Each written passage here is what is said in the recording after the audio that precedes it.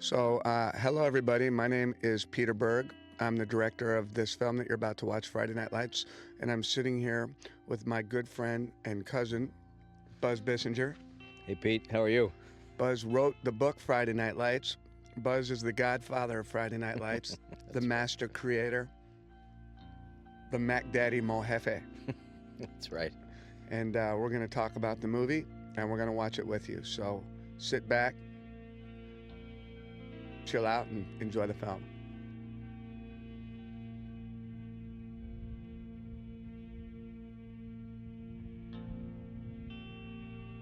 One thing that there's a West Texas and Odessa gets a bad rap aesthetically. Say it's not the most beautiful place in the world to live, and I can't comment on that, but I can tell you that they've got the most beautiful sunrises and sunsets that I've ever seen.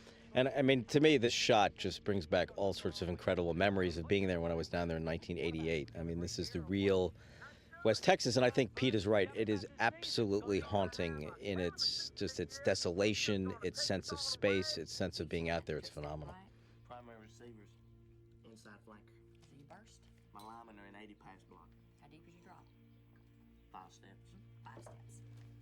Trips Now that's left. Lucas Black from Sling Blade fame. He's all grown up, and a lot of actors say they really know how to play football. Most actors lie. This kid can really play football. It's Mojo Radio, Slam and Sammy, and I've got Jerry on the line with us from the Sonic down there. Jerry, there's a lot of talk that Coach Gaines with that 60,000. Now, this is Derek Luke, who plays Booby Miles. The real Booby Miles, I mean, Derek Luke looks really hot in this shot, and Booby Miles looked just as hot. He was a great blue chip running back, one of the top 10 in the state of Texas, and he just had all the right moves, fast, mean, and tough. So as I watch this, I mean, the thing about watching this is just the memories just flood in. I mean, 1988, being there for that year was really the most profound experience of my life for all sorts of reasons.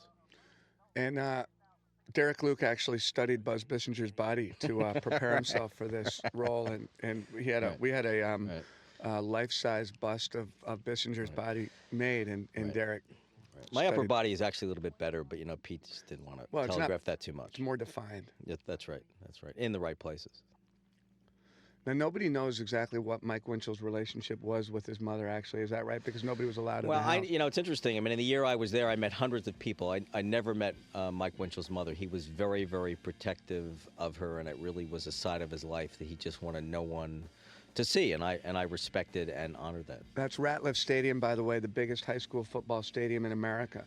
And I don't know whether that statistic is actually true, but we've been saying it for the last 2 years, so I'm going to stand by it. I think it's pretty close to true. A little bit of background. I mean, this stadium was built in 1982. It was the only bond issue the community of Odessa ever passed. Built at a cost of $5.6 million, seating for 19,000, artificial surface field, 2-story press box. The only thing they skimped on, they were going to build an elevator for the press box and decided that would be just a little bit gaudy, so they elected not to.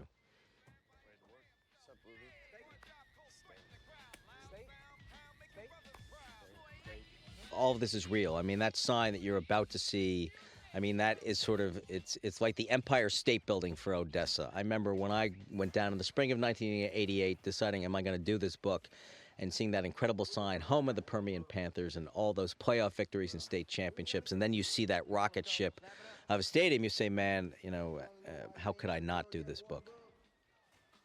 Why? You got the wrong shoes on, man. You got on white Adidas. Everybody know the shoe is nice. Nothing holds a nickel next to Nike. Ask Ivan. This is our uncredited Nike commercial that we shot for Nike. They need press. Nike's a little starved for press, so we created this scene and shot it as our way of trying to help Nike get back into the game as far as being competitive in sneaker sales. Now, Pete, where did the scene come from? Was this something you just drew upon in writing the script? Did it come out of, where did it come from? Well, I think in the book, Booby talks about the sneaker being Nike. Right. And I thought it'd be a good monologue for him. Now, that's the real Chris Comer, isn't it? We saw running down the sideline? That shot, yeah, that is Right. Chris Comer running it. That's the real Billy Bob Thornton there, watching the real Chris Comer. Art imitating life. Let's go, 5 minutes. Let's go. you know, you can get the sense from watching pretty quickly that I made the choice to shoot the film in a fairly documentary style. I'd say about 95% of the film was shot handheld, and it seems to have played really well. I did take a little bit of heat, but not nearly as much as I thought I would. I really love the way it looks. This is one of the few shots that was actually not shot handheld. It's one of our more stylized shots in the film. Yeah, and I think, I mean, from my perspective as a writer, I think it plays really well because it captures the book, it captures authenticity, grit, and reality, which I think was really, really needed for a film like this. And not to pat my cousin too much because his ego is already bloated. It took 14 years for this thing to be made, but Pete really, really, you know, was finally, and mercifully really got it right. I think it won the Heisman Trophy Sunday. The Heisman, really? Oh, yes, sir. You can bet on it. Okay. who's your What a guys' lot of people don't realize, and it's hard to convey in a film, is these kids are practicing in August. Usually they start about August, first week in August, and it's what do you think the average temperature is while these guys are practicing? Well, I mean, they'll generally practice twice a day. So, you know, you get up in the morning, it's 70s, and the high heat, you know, you're talking about 90, 95 degrees. Well, It now hold on. It's hotter than that. I was there the first day I was there when Estelle and I. the first factual dispute. Yeah, that's an incorrect statement, ladies and gentlemen. The first practice I went to was we left the hotel, the La Quinta Inn in Odessa, at about 6 in the morning, and it was 101 degrees, 101, and you know by midday it was about 110 degrees. So when I was there, I don't know what you must have had it easy, because when I was there it was smoldering. Right. It's smoldering. It's hot. You know, kids are heaving on the sidelines. I don't know if I know they would do this at certain points. When I was there, they would have trash cans set up so you could just heave and do it neatly and get right back to work because it was all about work. I know we're sitting here in late October, just before Halloween is when we're recording this right now, and during the 2004 season so far in Texas, I know that there have been 2 different football players who have actually died of heat exhaustion, one from Houston and one actually from Dallas Carter. It's brutally hot, and they try real hard to keep the kids safe, and they've got all kinds of new safety measures in place in terms of being iced down and mandatory breaks, but it's not a perfect deal, and I know 2 kids have passed away this year. It's heartbreaking. Now, what we're seeing here is, you know, Tim McGraw, who I think this is basically his first movie role. How did that casting come about? Tim McGraw, I got a few phone calls from his agent saying that Tim McGraw wanted to be an actor, wanted to come read for the film, and I didn't really know much about Tim. I'm not a huge country western fan. I like Johnny Cash and Hank Williams, but he came in, and the second he walked into the room, he just had it. You know, he had that kind of tough, sexy, white trash kind of thing going on. You know, and he just did a great job. You know, he's phenomenal in the role. I mean, there is, you know, people wonder what's real and what's been dramatized. There is some dramatization going on here. Charlie was a man who certainly had issues, had a drinking problem. He and Don had their differences, but the point is Charlie has cleaned up considerably since then, is now an assistant coach in Houston and really got his act together. But it was, at times, certainly a tempestuous relationship between the two of them. People here at Permian are already predicting a state championship. Is there any pressure to that? And, you know, the other thing people wonder is they watch the film and say, you know, how much of this really happened? You know, I mean, were there really television cameras out there all the time, you know, wanting to interview these kids and get, you know, their thoughts? And yes, I mean, all of it is true. I mean, routinely at any practice, after every practice, there'd be 1 television camera, 2 television camera from the local television stations. There would be certainly the Odessa American newspaper. I mean, the intensity, these kids at that point in time in 1988, I mean, they were the Dallas Cowboys of West Texas. Enormous exposure at every level.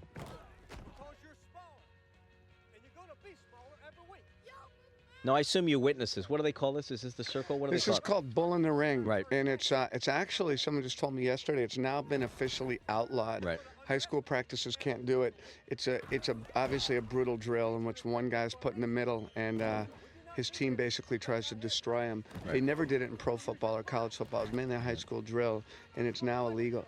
Right. And I did see, when I was there, I did see it happen. I mean, Coach Gaines, played by Billy Bob Thornton, did not like to use it a lot, but he would do it because it just gets the adrenaline pumping, and it really shows these kids, what they're going to be in for during the season. And it is brutal. It is really, really brutal. Good day, gentlemen. It's a good day to think about responsibility. It's a good day to ask yourself if on a personal level you're willing to accept that. If you're willing to accept the responsibility that you have to protect this team and this school and this town. And make no mistake about it, gentlemen. Now, Pete, where did this speech come from? Was this based on, I know you did a lot of interviewing of high school coaches, particularly in Austin, and the real Odessa Permian coach, Coach Smith. Was this drawn from them, or was this something that came out of your head? I think it really came again out of the book. I mean, this was a speech that, to me, summed up many of the themes that you had hit in your book in terms of what the team's position and role in this community was. And I wanted to try and set the stage right from the get-go in terms of the expectations placed upon these kids. This is a reshoot. This was our attempt to try and have some semblance of kids being just kids. This may be my favorite. I absolutely love this scene. I mean, there are about 18 things that I love about it, and you're about to see one of them just right here. I love this. My friend Evan Bernard. I love this. My Guido homeboy from Brooklyn come to Texas to do a cameo in the film. Looks like Joey Buttafuoco. Right. And here comes a great line. Isn't that guy like 35? And Billingsley was like that. I mean, he was just handsome and buff and loved football and hard drinking and hard living. And he's, his life has changed. He's done very well. But at that time, I mean, that boy could pretty much get anything he wanted. He had that little devilish gleam in his eye, and he just got away with it. The other thing that we've gotten a lot of comments on with this film, in addition to the cinematography, is the editing. And that guy, Evan Bernard, reminds me of my good friend Colby Parker Jr., who I really do give credit as being responsible for the look of this film. He's a younger editor. We had a more senior editor, David Rosenblum, on, who received sole credit on all the movie posters, but Colby got credit in the film. And he was a younger editor, couldn't quite work out getting sole credit. And I give him the majority of the credit for the look of this film, not only in the football games, but in these scenes also. He's got a really great eye, and he's going to be a tremendous editor. Yeah. I think the editing, I mean, I'm saying this as someone who's not in the film business. I think the editing is phenomenal. Now, the actor, this guy, where did he come from? That's a guy named Christian Kane, who played football in Texas. I mean, he is so Odessa-like. It freaks me out. He knows the world, Oh, and man, it freaks me out. This is a guy that really did it. And the kid, I love the baby. The kid and the mother is really her mother. Woman, they were hanging out on the set one day with her boyfriend or her husband. I'm not sure which it is. Was an extra in the film, and I saw them, and I thought they'd be great. Yeah. Christian had about 2 pounds of chaw in his mouth there, and he went to kiss that baby, and I wasn't sure the baby might pass out. And the whole symbolism of the ring, boys, get you one of these, get you one of these. I mean, wearing a state championship ring on your finger in Odessa, Texas was a really, really, really big deal. It was almost more important than a wedding ring, and showing that ring and wanting to translate the power of that ring down to these kids was very, very symbolic. It was very, very much a part of the football culture. Now, it was also a lot of fun in this film to get to play around with the 80s in terms of culture and music, fashion, hair, makeup, all of this stuff, and to get to do it in a way that didn't make fun of it, but to really embrace, some of these wardrobes here in this dinner party sequence and the hair. It was fun to get to play around with it and to treat it seriously.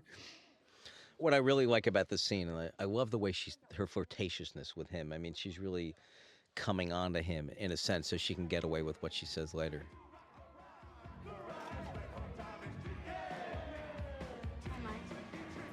I'm Melissa. I know who you are. You do. Everybody knows who you are, Melissa. Everybody knows who you are, Mike. Is that right? A lot of things. You're Arab oil embargo. Don't talk about that. Midland Lee likes to bust it up the middle, too. You're right about that. You know what you should do? You should play Booby Miles defense. Work him both ways. Well, see, the problem with that is I don't want to get him hurt. We need him to score touchdowns. That's Bullshit. what... That big nigger ain't gonna break.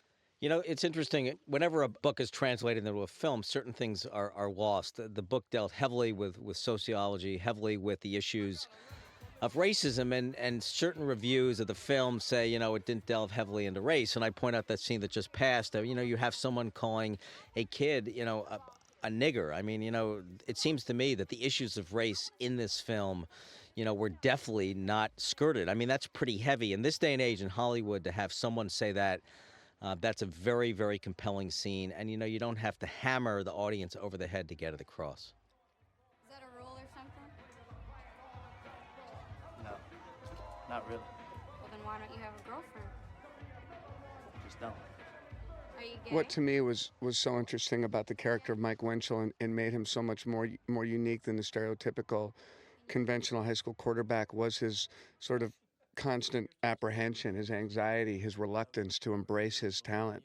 And you know, we see that all throughout the film, and I think that Lucas did a wonderful job of capturing that. Yeah, I mean, seeing Lucas was almost eerie because I don't think they met. They've met subsequently, but during the filming, I don't think they ever met. And Lucas's ability to get to Winchell's character was, as I say, was eerie and uncanny. And what made the real Winchell so compelling, Pete put it right, he had such apprehension and such fear, but there was also a real curiosity to him. It was like he was always stepping his toe in the water. You know, what's it like beyond? You know, he was very curious. You know, what's it like living in Philadelphia? What's it like going to Penn? What's it like you grew up in New York? I mean, he had a real curiosity about the world, but he almost seemed unable to advance out of the borders of Texas. But a great kid and a great talent if he could get himself to believe in himself. And that's a great kiss, by the way. That is a great kiss, and that's the great Ryan who's doing Ryan, man, she can lay some lips, son. That girl can kiss. She can. Ryan's been getting flack from her boyfriend, who's now a pitcher for the Red Sox, for a Red Sox farm team down in Florida, and he's not happy about that kiss. Right. Well, she should be giving him flack for being a Red Sox fan because, you know, anyone who knows anything about baseball should be rooting for the Cardinals as we talk about this in the World Series.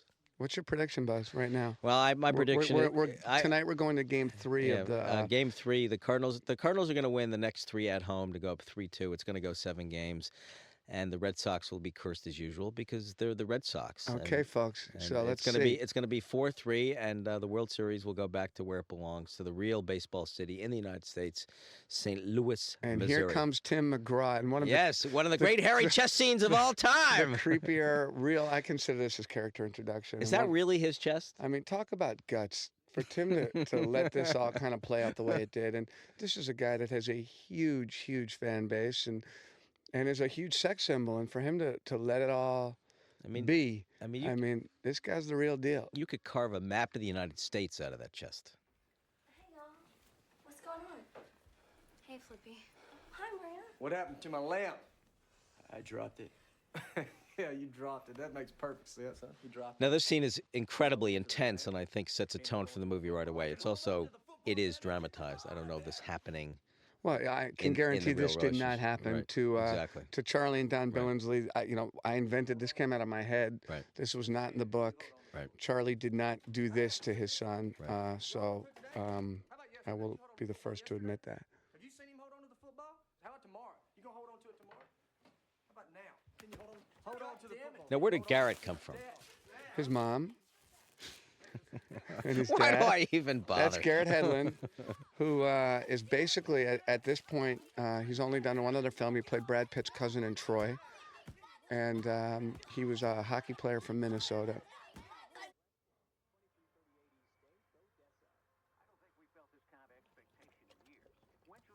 These guys had to drink about 4 quarts of chocolate milk and eat about 7 of those frozen 7-Eleven microwave burritos. And what makes the scene is a slow drip down the lips. And this is this was a role this Peter Berg was going to play this part of the sheriff. Everyone talked me out of it, and this gentleman is the real sheriff of Odessa, Texas. So I figured it'd be good to make friends with him. So we gave him a part, and I said, look, if you find me like drunk on the side of the road at 4 a.m, just don't take me to jail, please, sir. I mean, you flung out more parts in this film than a short order cook flings out burgers. I mean, every which way there's another little cameo. And that's the real Permian High School. It is. Known as Mojo. Mojo in Odessa, Texas. And that's the real weight room there, which was... Lifestyle is but one of the bonus features Those are not real weights, by the way. Those are light weights. I think he's actually using real weights. Some of these big numbers are not, though. They're fake weights. So In the real story, I mean, the tragedy of Boobie Miles is he did have great difficulty reading because no one ever cared about educating him. He was highly recruited by schools all over the country. He was convinced that he was going to go to a major college, that he was going to win the Heisman, go to the pros. And as I said, no one cared a whit about educating him. And I guess as long as the dream lasted, it was okay. Now, where did this come from? Was this you? The whole yeah, Cosby thing? I wanted to try again. You know, it is certainly not a comedy. I was looking for a moment to lighten the film up, and I thought that it would be an interesting reflection on a softer side of Boobie Miles if he kind of let it be known that he was a Bill Cosby fan. And Derek was terrified to do the Bill Cosby impersonation. I didn't think he was going to do it. He kept saying, "Nah, I don't want to do it." And we got him a guy that could taught him how to do it. And I can't say enough about this kid as an actor and as a person. He's going to have a great career. I'm talking about Derek Luke. Derek is going to have a great career, and he captured Boobie wonderful. Boobie did have this element. Boobie had a light side to him, but he just knew he was, the top banana, that he really, really felt total invincibility. As I watched this scene, as I watched so many scenes, it all comes flooding back. I remember meeting him the first time and just saying, he just knew he was it. This is the real stadium. It's an incredible shot of it, and many people who have watched the film say, where did that stadium come from? Folks, that is the real stadium in Odessa, Texas. There's nothing in sports that I've ever seen like it, and when you see it in that vast land of West Texas, it is even more incredible.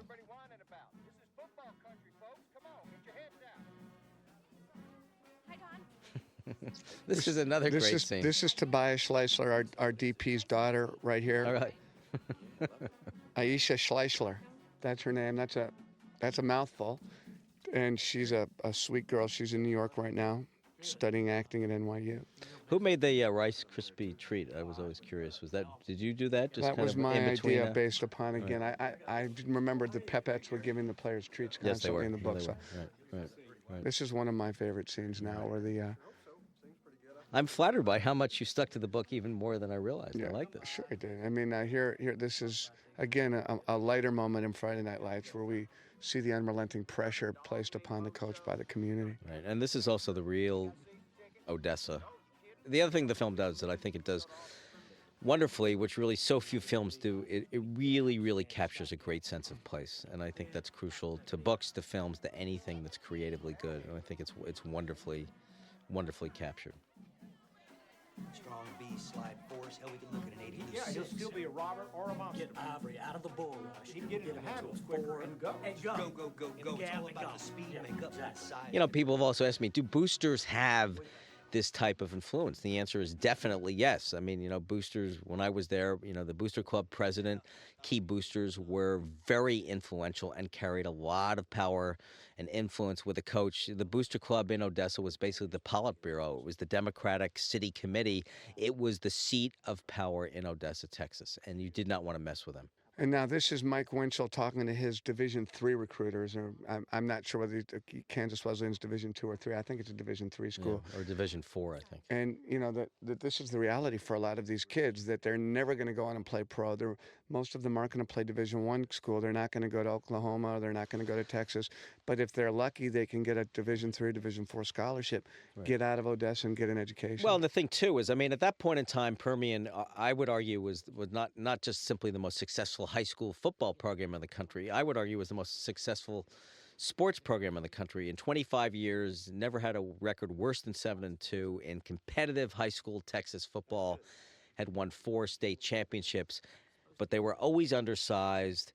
They were always smaller than other schools. And what was so poignant was, for a lot of these kids, this was it. And when they got to a Division III program, it was a real letdown. Division III programs don't have stadiums that seat 19,000. So many of them, even if they got a small college scholarship, they ended up quitting.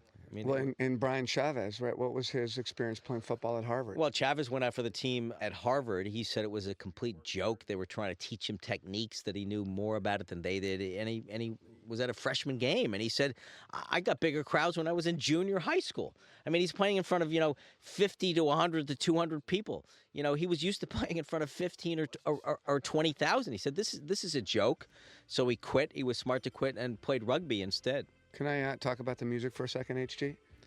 Anything you want, my man. Now, this is probably one of the first times I've clearly heard the band that scored most of our film, a band called Explosions in the Sky.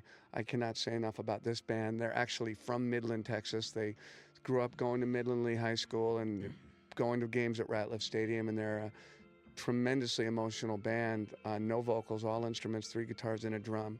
And I think their music was absolutely critical in establishing a tone and an emotional context for the behavior in this film. So check out this band, Explosions in the Sky. They're just fantastic.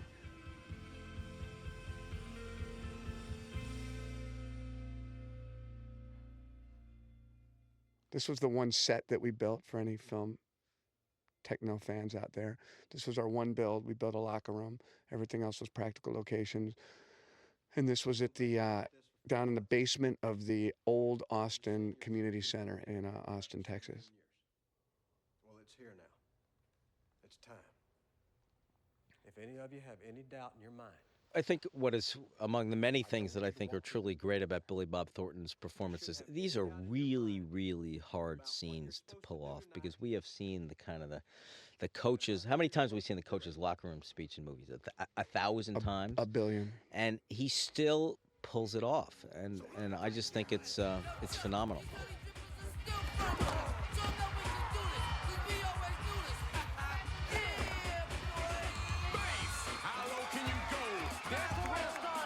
This, to me, is a wonderful example of Colby Parker Jr. I mean, you look at the editing in this, and I know, Pete, your intent was to sort of film it as war. It is such chaos, the different sidelines, the screaming back and forth, the running, the fans. And I love the way this is edited, just the little snippets you get, all of it. Like that kid, holding up his finger, like the cheerleaders, it's really...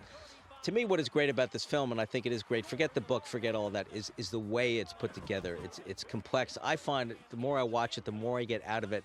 It's the music, it's the cinematography, it's the editing, it's the dialogue. It is a beautifully put together and crafted piece. It really, really is. Let me tell you, folks, Booby Miles is worth the price of admission. Yeah, all right. Booby Miles breaking loose one more time.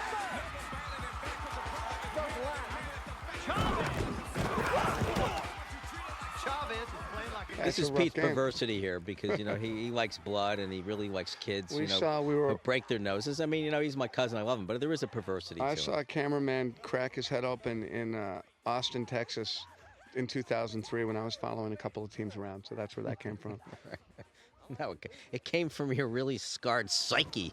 That's what came, folks. If you really want to know what he's like, just check out Very Bad Things. One of the most strange, captivating, grotesque movies. I went to the premiere of that. You don't even remember that, do you? In New York. Please, everybody listening to this, go buy a copy of Friday Night Lights, the book, for sure, and then go buy a copy of Very Bad Things, the DVD, just to help Pete Berg out a little bit. And then buy another copy of the book, because, having 2 of everything is really a good way to live life. In case you have to give one away. Give one away, burn it. I don't care what you do with it. Just buy it. I don't care if you read it. Actually, you should read it. you're in the game. Come on. Hey, son, come in. Where you going? You want me to go in, Coach? You don't want a helmet? Now, the real Comer was kind of like this. I mean, he does come out of nowhere. I think, actually, at the beginning of the season, I don't even think he was in the varsity. He may have been on the JV. He was a very, very quiet kid. The year I was there, never heard him say a word. And I think, if I'm not mistaken, you'll see more of him. Is that the real Booby in the background? Do we get a little glimpse of him? You've seen a little bit of Booby Miles. That's real Coach Scott Smith from the current Odessa Permian coach, a great man who did a wonderful job helping us out. Now, Pete, you have the shot of the kid in the wheelchair. That is actually a kid who, is that? Joe Bean. Oh, that is Joe Bean. Okay, all right. This is an unbelievable shot. Look at this. Look at this. Ah, Jesus. And there goes a life, folks. There did go a life, folks. There did go a human life. I mean, make no mistake about it. A life changed irrevocably in that split second.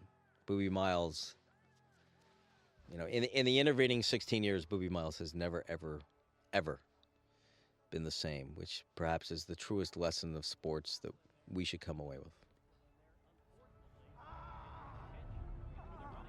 I remember when I saw the scene for the first time, it was a screening room in Sony, and Pete was there, and it was a rough cut. And I remember, even now as I see it, I'm rubbing my hand. I mean, That's Booby Miles there. Sorry to interrupt. That's Booby there on the right.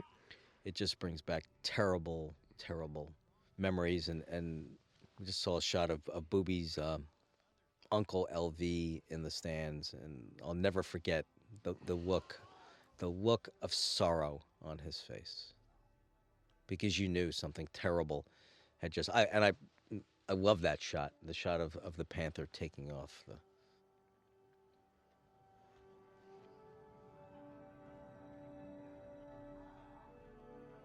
It's definitely his ACL. I mean, it's a legitimate tear. You think he tore any cartilage? Maybe. I could feel the knee catching. Is that Brian Grazer's brother? Yes, it is. And this is a great scene. I mean, this is an example of just watch Billy Bob kind of run through a brief gauntlet of emotion here in the next couple of minutes. He really did a great job with this. He's just basically been told that his season's over.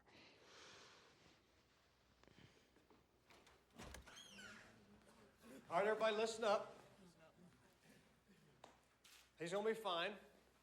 It's not serious. There's no tear. He'll be back in a week. That's the good news. Even better news, y'all played a great football game tonight. A real good football game. I'm really proud of you. And Mike, where's Mike Winchell? Mike, I'm proud of you, son. You showed discipline. You showed leadership. You played your butt off, son. I'm proud of you.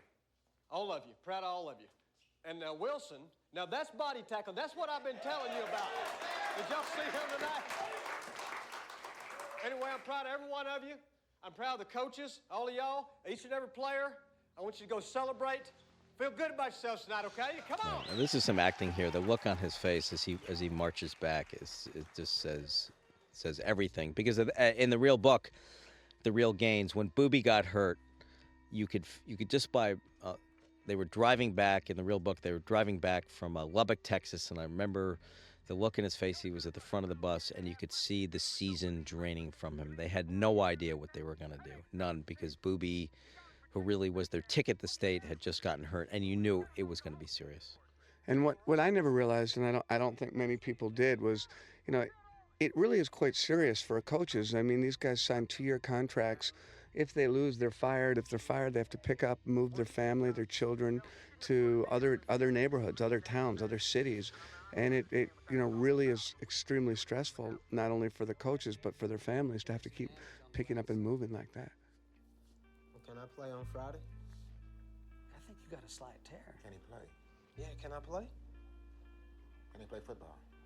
I find the scene incredibly moving because it really does remind me of the real Booby. And it wasn't that he didn't understand what was happening. What the scene gets at is struggling to deny the reality of it, of refusing to accept the inevitable, that he had suffered a potentially season-ending and maybe career-ending injury. And Pete's right. I mean, in the real book, the pressure it was actually Gaines' third season. He had not gotten to playoffs the first season. He had gotten to the semifinals the second season. There's no doubt in my mind, if he had not gotten to the playoffs and gotten deep in the playoffs in his third season, he would have been fired. And he knew that. And so that creates a really interesting set of issues for a coach. I mean, you love the kids, you care about the kids, blah, blah, blah, blah, blah, all that stuff. But you have to win, because if you don't win, you're going to get fired. It is about your livelihood. And it's not just Odessa, it's everywhere, which makes coaching really, really complex at this level. There are a lot of difficult moral choices that you have to make. 49-6, and for Coach Gary Gaines, Clay, it's got to be back to the drawing board. That's going to be the word around town all week. Coach Gaines, what are you going to do? The loss of Booby Miles cannot result in the loss of this season.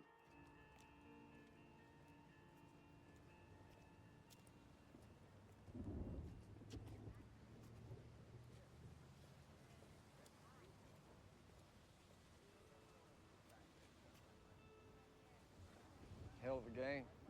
Give me the keys. This is Pete once again doing his utmost to completely ruin Tim McGraw's singing career with his completely down and dirty and dark performance, but the guy is great. And you know he's great because a lot of people have said to me until they saw the credits, they had no idea that it was Tim McGraw. I mean, they had no idea because he got so much into the character. This is another scene, and people say, there's no way this could happen. There's no way you lose a game and you go back home and the first sale sign's planted into your lawn. And folks, absolutely correct. This is how deep and intense it got. When you lost the game and it didn't matter the circumstances, if they thought you were supposed to win, this is what happened.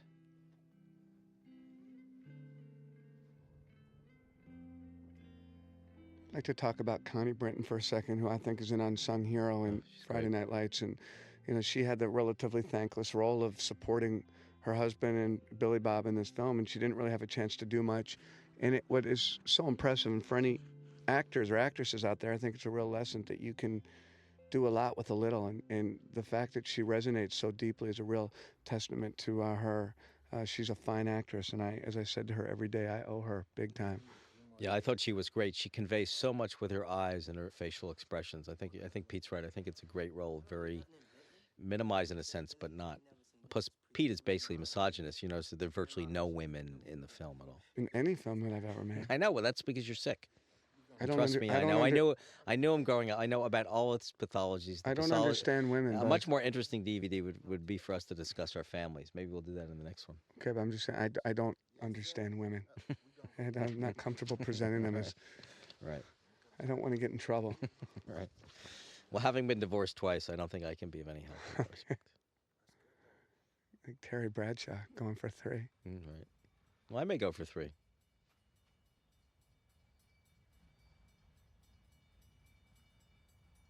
This, once again, is Billy Bob at his best. The look on his face, the confusion.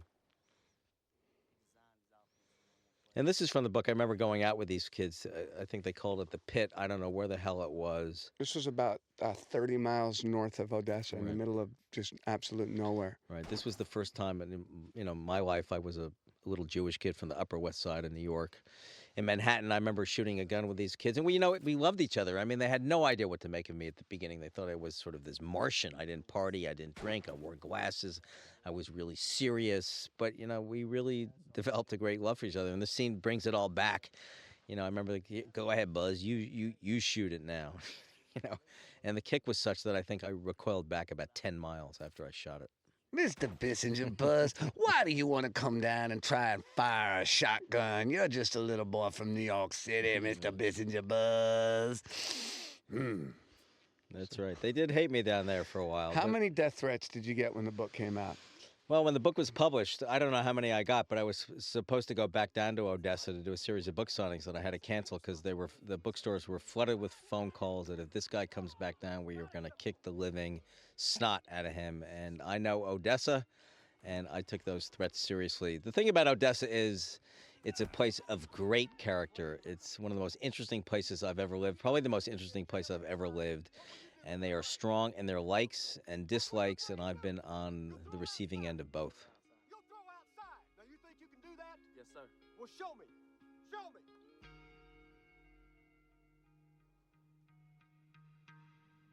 That's Odessa, Texas, baby. That is just a great, great shot, and that is Odessa, Texas. And what's great about this scene is the sound, that weird whale-like sound that those derricks make. It is, I mean, Pete's right. When you come into Odessa, you sort of, first instinct, you say, whoa, is this place ugly? And this place, man, I would never want to live in this place. But you get out there into that West Texas flatland. It is so haunting. All that space opens so you up. Endless. And then you have the wail of the oil derricks. It is as visceral and real a place as I've ever been in this country, and I've been to 49 states, and I think that's what attracted me so much to doing this book. I was really lucky. It was like being in a third world country. I never knew a place like this existed. We're pretty small. I didn't ask you if you think we're small. I asked you if you think we can get the job done. Think so? Well, you're going to have to do better than I think so. Is that clear? The thing about this scene that I think is so wonderful when he plays with a little toy car, and once again, it just gets at the heart of Winchell's character, so haunted, so conflicted by who he is and who maybe he thinks he can be, although he also thinks that he'll never be able to reach that. And and people ask me why is high school football such an intense experience? And I really, for me, in many ways, believe that it is that boy to man period in a young life where these kids are still kids. You go to a high school football player's room, look around, you'll find the Hot Wheel toys and the GI Joes and the Tonka trucks that have been buried in the back of his closets, but they're still there. Right. And you're looking at these guys right on the edge, just before they become men, and they're still very, very innocent. And they are, and I think it's a really good point. And the thing about a situation like this is that they are boys, and they're trying to figure out how to come into manhood. But what is expected of them, they really are treated like men, like pro athletes. The expectations on them is phenomenal. I really felt, as I saw the book unfold and spent a year with these kids, it was like sort of watching soldiers go off to an early death. Can I give a shout out to my DP, Tobias Schleisler, right here? Of course. I mean, this is a set. This is a real house outside of Austin. This room was about 10 feet by 10 feet. And we didn't have any time, so we said we'd shoot there. And Tobias, who was just a wonderful cinematographer, I looked at him, I said, can we do something? Can we make it look halfway decent? Can you figure out a way of shooting it and lighting it? And I just love the way this scene is shot and the way it's lit. And there's just not a lot of DPs that will come into such a small, ugly, confined space and figure out a way of making it work. So, Tobias, you're the man. You gonna seriously fly, son? It's a great line, by the way, which Pete wrote. You can seriously fly, boy. It's really true. Gonna seriously fly, son. Well, same song, different verse. Middle of the second quarter. Now, that's also the real announcer of the games. Is that correct? Yes, that's Barry, who was the voice of Mojo Football.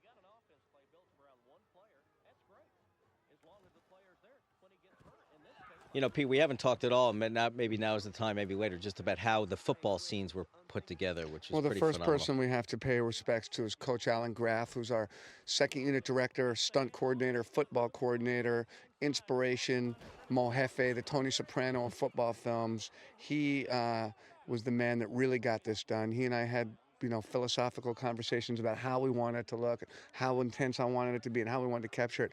But he's the one that put these kids together and went out and shot this stuff and was up all night for months with his crew filming. And I cannot say enough about Alan Graff. And they had 700 kids who tried out, good D1 players. And they were good D1 players. And he put this team together, and these kids worked their butts off. And, there were times we'd be out there, we'd have 8 cameras rolling, Alan and I'd be sitting side by side, watching all the monitors, putting it all together, and he was a real partner to me. And what's neat about this, once again, going back to the real story, this is Comer in the movie coming out of nowhere, just like the real book. He came out of nowhere. He was Boobie's backup, and they had no idea if he was going to be any good, and he just came out of nowhere, and ultimately, as a junior, became All-State, and in many ways, really saved the season. Not going to hang on to that ball. 85 yards, the second longest pass play in Permian history. Interception, Brian Chavez. Evelyn Cooper back to punt. It's blocked. Now, the real Brian Chavez actually was much bigger and played tight end, but I guess Jay refused to, gain 50 or 60 pounds to get up to speed. Well, he gained 38 pounds and refused to go any heavier. And once again, I'll brag for Pete because, just look at how it's crafted. Look at the editing, look at the music. Just the whole movie is filled with that. I really am proud of Pete. The movie is almost as good as the book, which is quite a testament, actually. Thank you, bud. It's our first day of shooting at a high school in Austin, Texas. And pro players, by the way, love that scene. They love that when Comer becomes the big cat daddy and getting all the women. I think every pro team watched this movie and flipped out over it. Yeah, we've now shown it to pretty much every team in the NFL and certainly every major college team in the country now, and a lot of high schools. If you listen closely, you'll hear my voice in this montage of voices. Right there. That's me. I got it. I heard it. This shot's a series of shots we got right from the book. There's some photographs in the book of the guys brushing their teeth and blow drying their hair, and we recreated that. We're on a roll. It's time for a celebration dance just yet. We got Midland coming up. Midland Lee is the real deal. Midland Lee was the real deal that year, and so is the team we'll hear a lot more about later. Dallas Carter. They were the real deal, too. They all who we played. I mean, come on, mediocre teams. 2 losses to That's another great shot. You like her, Buzz. I do like her. I think She's a she's cutie. really cute. Well, my son, Emmett, who was 4 at the time, came up and spent a lot of time on the set, and he was just completely smitten with the Panther, and she was very good to Emmett, and they played for hours on end. There are a lot of great performances in this movie. Pete mentioned Connie Britton. This guy, Grover Colson, gives, I think, a phenomenal performance. Absolutely. Such soul and such sorrow. And he was really like the real L.V. Miles, who was perhaps the most decent man I ever met. You know, one of the things I think works well about this film is the cast, and particularly some of the smaller roles that these day players, the guys that came in and played various different characters, you know, the cops, the doctors, some of the assistant coaches. And coming up, this gentleman here who's inspecting Colby's knee is Dr. Kerry Windler, who is an orthopedic surgeon from Austin, Texas, who happens to be the University of Texas, the Longhorns orthopedic surgeon. He's the in-house surgeon. And I had met with him to try and do some research and just get a sense of how an ortho would check out a knee. And he just was so right with his accent and his look and his experience. I asked him if he thought he could do it, and he said, well, he'd try. And this scene you're about to see here is about 96% improvised, and this guy just did is a trip. Such a great job. I mean, he's a real knee surgeon, and he never acted before. No, he's phenomenal. Actually, Pete and I both met him. We went to a UT game as we were doing publicity, and it was like just seeing the real deal. This guy is great. Significant enough that I have concerns about what. Just watch him here. It's all improvised, really. Well, let me just say, with how your knee felt when I examined it and what I see on the scan, He's got that doctor speak down perfect. Well, and he says that he's just been there hundreds of times. He's had to tell these kids that it's over.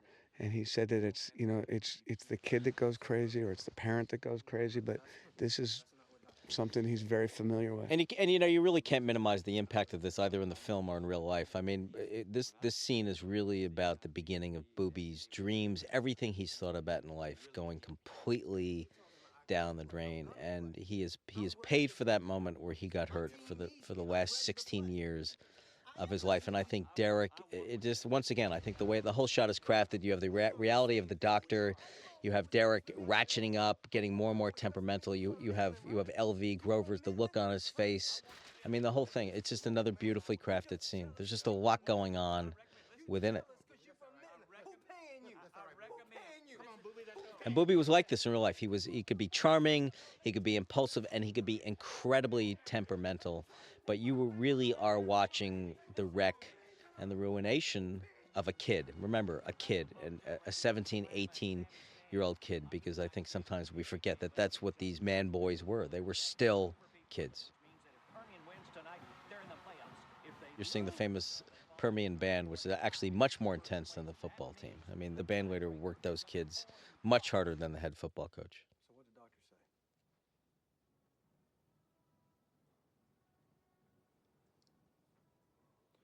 Because see, if you go out there before your knee's ready. Coach, my knee's fine.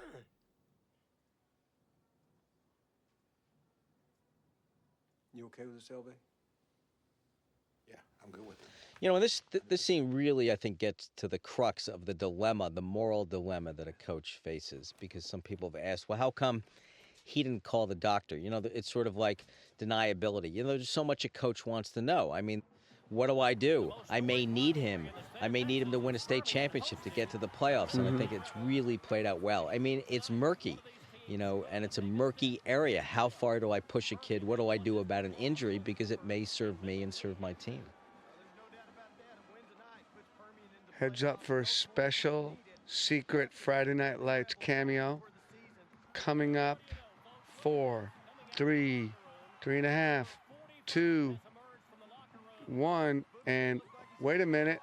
Who? Oh, shoot. Sorry, I didn't time this out well. And watch, here it goes. Who's that right there? All right. That's Roy Williams on the right, probably the best wide receiver, certainly the best rookie wide receiver in the league this year, 2004, playing for the Detroit Lions. graduated from Odessa Permian about 5 years ago and is having a great season in the NFL now. Right. However, forced in the movie to wear a Midland Lee uniform, he which didn't is like the that. worst thing you can do to anyone from Odessa, Texas. And didn't- once again, really goes right to the heart of Pete's basic perversity Yeah, he about didn't like people. it. He showed up on the set and I said, "Want to be in the film?" He said, "Sure." I said, "Okay, you got to wear this." And that his arch rival's coaching uniform. He And did folks, not like it. these towns hate each other. You know, Midland, Texas, you know, home of George Bush, home of Laura Bush. Midland, Texas, snotty, snobby, filled with Ivy Leaguers who ripped off the world in the oil industry. Odessa, salt of the earth, real Texas, roughnecks. And it gets played out every Friday night in the fall on that football field. Are you mentally okay? And here you're getting a taste of the football scenes, which are just increase in intensity with every scene. A lot of this football, like this play here, was actually a real game that we went and sent some NFL film crews to film the real game during the season. And we took real footage and cut that into the stuff that we recreated. So there's a combination of stuff we did and shots like that helicopter shots from a real football game. A little bit more blood. Showing me nothing. Do you understand me? Do you think you got it made? Do you think you got it made? This was a side of his acting that Billy Bob hasn't had a chance to explore, real explosive rage, and it was fun to watch him do this. It was really the first time he's ever been able to do it in a film. He's done a lot of different things, but to really kind of just go off is something he hasn't And that's done. what happens. I mean, you know, at a certain point, these coaches can feel the disintegration, and there's rage, there's fear, there's apprehension, there's all sorts of things. I mean, in the real book, they needed to play Midland Lee. If they beat Midland Lee, they would get into the playoffs. If they didn't, it would go to this weird three-way coin toss. And there was a lot of panic in the air that night because it became clear that they were going to have a big cat fight on their hands despite being heavily favored. And I remember watching that game, and you could see with each snap the increasing look of panic on every player's face and on the coach's face. They could feel it slipping away, although like the film, it was a very, very tight game.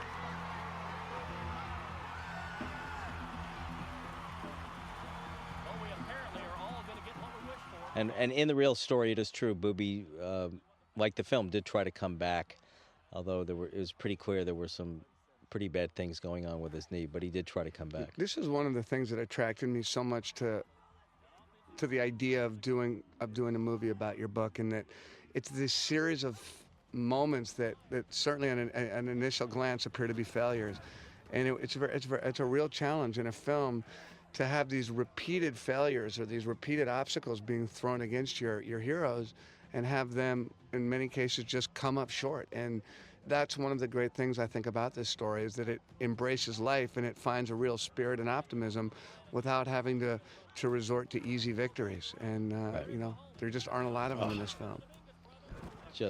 I mean, the hitting, just brutal. This coming up is actually one of my favorite scenes in the movie, and you'll see it. When he says, "Don't touch it," I find that, I find it so haunting and so poignant, because that's, you know, don't touch it, don't touch it.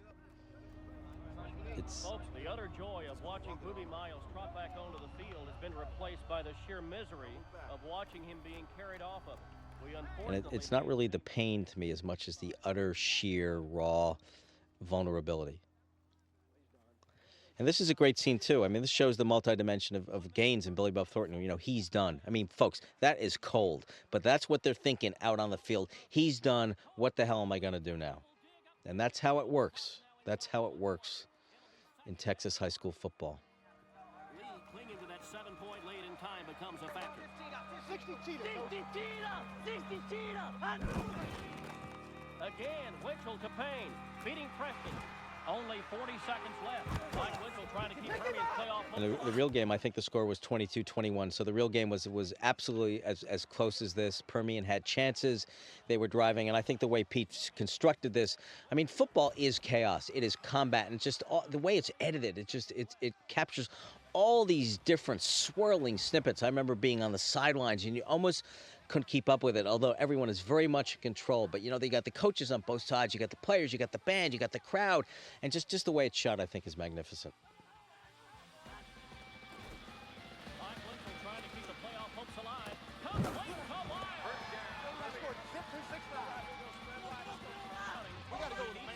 It's very, very exciting and exhilarating. And, you know, it just brings back memories of the real Winchell, seeing if he could sort of rise above himself and believe in himself. And they were driving. You just never knew what was going to come out of Winchell. And you knew if he could get out of his shell, in a sense, get out of Odessa, Texas, he would rise and thrive and seriously fly, son.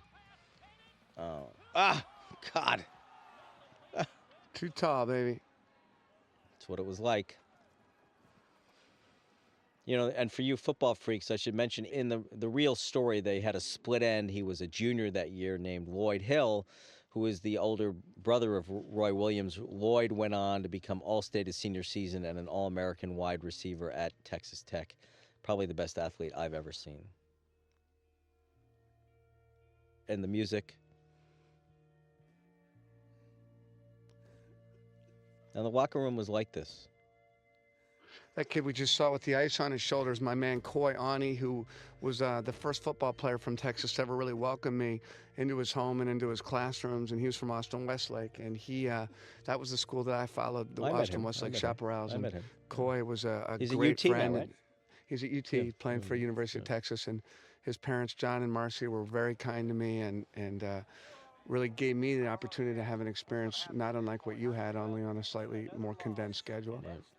And that locker room scene, I mean, it is like that. There is nothing more tragic and painful than a locker room when a team has lost. And actually, in the real thing, it wasn't Winchell who was crying and sobbing, but it was someone else. It was Jared McDougal. And I remember he took his fist and punched it through a wall, and he was absolutely in tears. Jared is in the real book, and he's a terrific kid.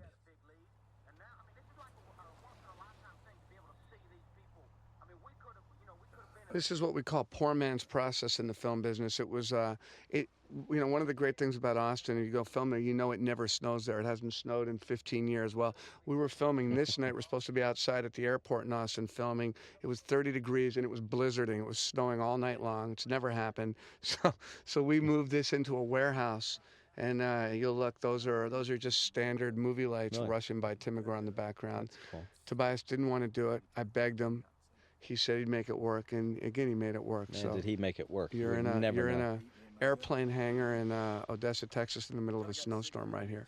And here, I mean, I think you just see Tim McGraw's acting shine through. I mean, this scene is as raw and visceral as it gets. And I love the way, the cadence, the taunting of his kid, which fathers do all the times, and then that sudden BAM! Sickness out of my stomach. Yeah. God damn it, Dad. You were sent down here to learn how to play football. And you know, it's interesting. I mean, the first director to have this was the great Alan Pakula, who had directed some of the best films ever made in the 1970s and 1980s. And Alan always felt, and I think Pete really got to this, he always felt that the subtext of the book was about fathers and sons, and about fathers living vicariously through their sons and wanting their sons to succeed, and you never quite know who are they really doing it for, their sons or themselves. And you see the layers of the relationships, Charlie and Don, LV, and Booby, in a sense, Winchell and his mother. And I think it's a great underlying theme of the film, and I think it really works. And there's the great talisman of the ring. Look at that. Ugh, what a great scene. You know, Tim's got a story that Tim's father obviously was Tug McGraw, and they didn't get to know each other until later in their lives. And one of the first times they met was out on a beach in Florida, and Tug gave Tim his ring. Right. And Tim wears it pretty much every day to this day. And didn't tell me that story till after the film. Drunk bastard. Everybody thinks that he's about to get hit by a truck here, which I like. Adds this kind of bizarre suspense and tension to the scene. I like the way Lucas plays this speech. And Garrett is a great actor, but I saw the raw footage of this. He's not the most coordinated person I've ever met, but you really edited this very well. Well, Garrett and Tim had a few dozen cocktails by the time we got to this scene. We were shooting again. This was about 22 degrees, and we made them sit around Tim's tour bus. You know, Tim had his tour bus out there, and he invited Garrett in, and about 8 hours later they came out, and I think they were feeling warm from the inside out. That's So good. There's nothing like a great method acting. Yeah. Cocktail induced. Once again, the editing in this is great, I think. And there's everything, the cinematography. I still don't quite know how you did it, but you made a really, really, really fine film. Thanks, Bud. You really did. You really did. The fact of the matter is, I believe that our only curses are the ones that are self-imposed. Now, where did this dialogue come from, Pete? This is I Came think from my head, man. You know, just another fine piece of writing. These are, you know, my thoughts on sports and life and winning and losing, and I do believe that. I do believe that there's not all that much difference inside between winning and losing. You know, I've won and I've lost, and I think, you know, I like the way Billy expresses his feeling that the only real difference is how the outside world treats you. Now, what he's singing is something your father used to sing? This is my dad's song. Tim's singing a song my dad used to sing. I had a hat when I came in. I laid it on the rack, and I'll have a hat when I go out, or I'll break somebody's back. And if you knew Pete's dad, the idea of him singing anything, it's really freaky oh, no, deaky, man. My dad would sing that. He'd sing the Not to me. The Marine Corps hymn. Oh, I forgot he was a jarhead. Now I understand much more. Okay, so this is the best scene in the film. It is. This was straight out of the book. This was my favorite part of the book. Talk about this, Buzz. You were there. What was this like? I was there, and it was unbelievable. Because Permian lost to Midland Lee, you did have a three-way tie for first place. Only two teams would advance into the playoffs, and they had this really tortured, perverse, but wonderful method of a coin toss. So if it was two heads and a tails, it was odd man out.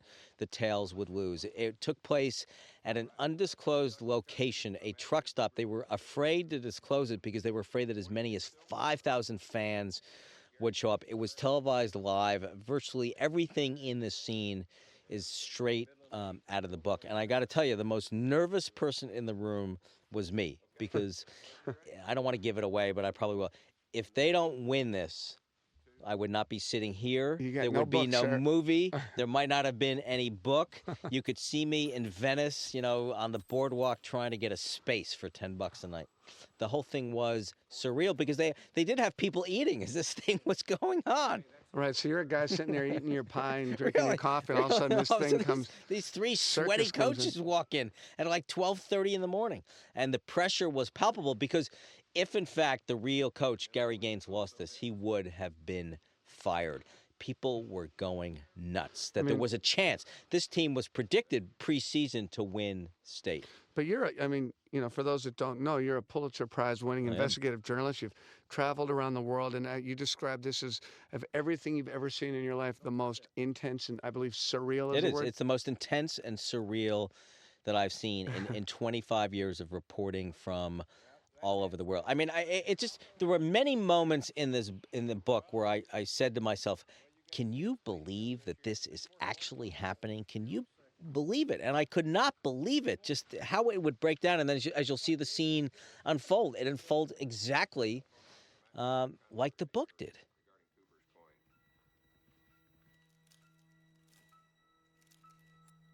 Yep, picks it up.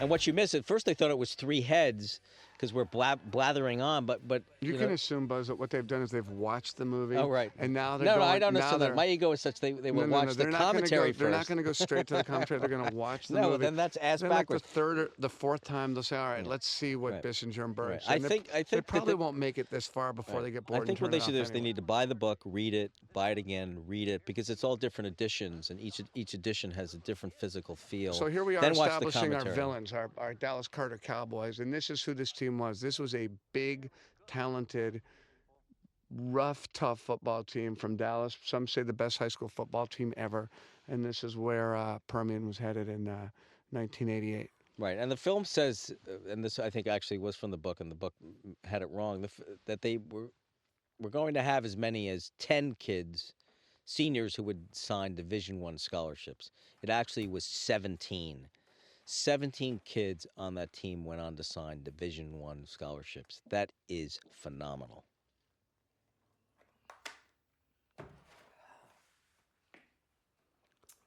I'll get that car fixed today. Yeah.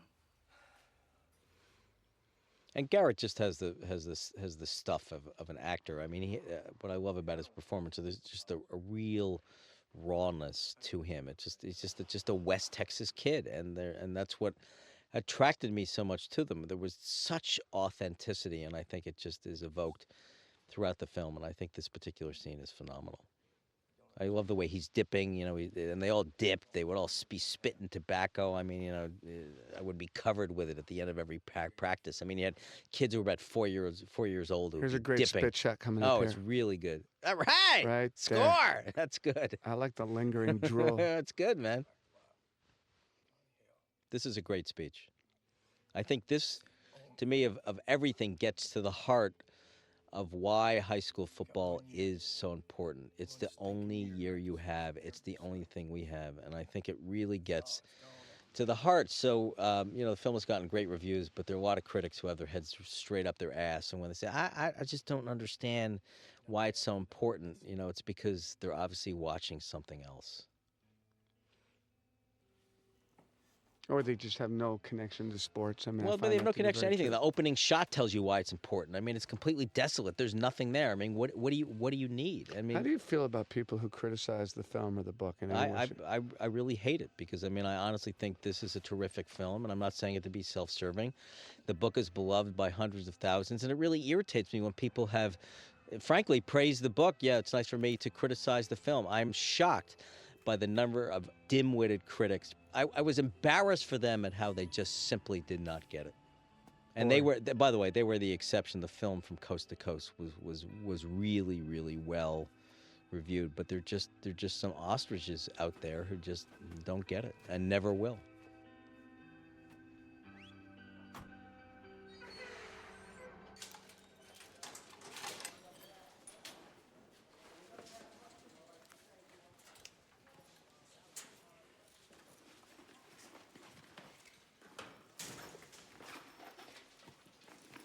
What's up, Water Bug? What's up, Booby? What a bug. And in the real story, Booby tried to come back, could not. The doctor was right. He had lost the magic gift of being able to cut, to be that great instinctive gift that all great athletes have. So he did quit the team in the middle of the season, and that's what you're seeing now. And he also knew intuitively they didn't need him anymore. He was expendable. I mean, he was a disposable commodity, and my writing about that in the book made it very, very controversial.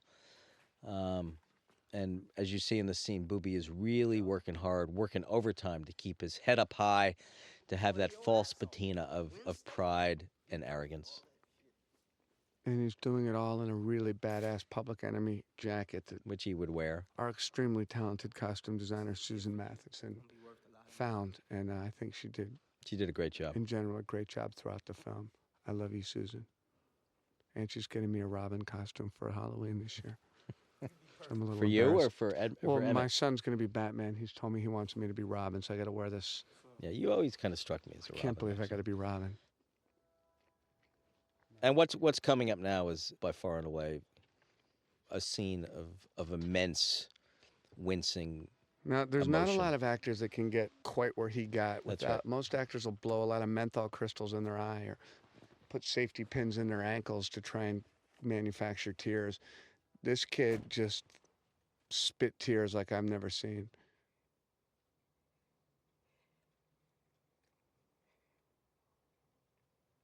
What's also great about this is the juxtaposition, the arrogance in the locker room, what about Win State, all that shit, and just to this next scene where you see him literally and physically melt down because he knows that every dream he has had, and they're bad dreams, because they can be crushed so easily.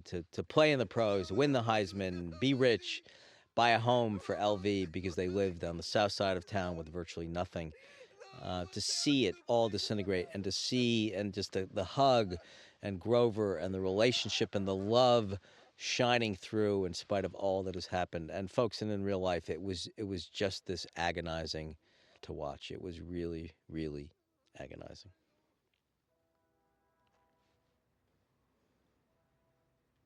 It's playoff time in Texas, and who cares if Permian snuck in on a coin toss? Well, you know, there's been a lot of expectations for this Permian football team.